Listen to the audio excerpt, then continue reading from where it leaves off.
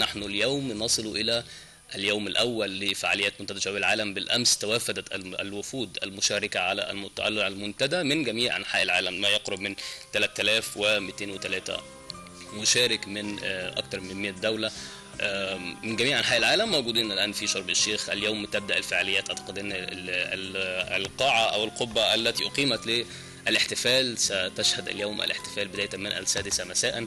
كل الفعاليات وكل التنظيمات وكل ما سيحدث موجود على الموقع الإلكتروني الخاص بمنتدى شباب العالم، الجدول والفعاليات والقاعات والمنتديات وكل حاجة. الناس امبارح كانوا بيشكروا جدا كل الإعلاميين، كل الزملاء المشاركين موجودين في شرم الشيخ الآن بيشكروا بطريقة هايلة جدا على الاستقبال وعلى التنظيم. الحقيقة أن التنظيم كله والاستقبال كله كل ما يحدث في شرم الشيخ له علاقة بالتنظيم هذا المنتدى. هم من برنامج من شباب البرنامج الرئاسي لتأهيل الشباب الدفعة الأولى والثانية والثالثة، كلهم موجودين، هم اللي بيقوموا بتنظيم كل شيء. الناس بتشكر في التنظيم وفي الاستقبال بشكل أكثر من رائع. نتمنى أن اليوم تبدأ الفعاليات على خير وتستمر ويكون لها ثمار مهمة جدا. على مدار هذه الحلقة هنتكلم مع حضراتكم تفاصيل كتيرة جدا تخص منتدى شباب العالم، وهيكون معانا من المشاركين في مؤتمرات الشباب في الدورات السابقة، سواء مؤتمر الشباب الأول العام الماضي ومؤتمرات الشباب الدورية الأربع التي كانت على مدار العام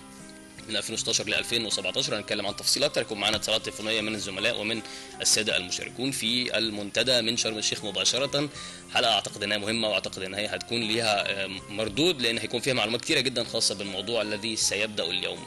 هنطلع لفاصل صغير مع حضراتكم وبعدين نرجع نبدا فورا.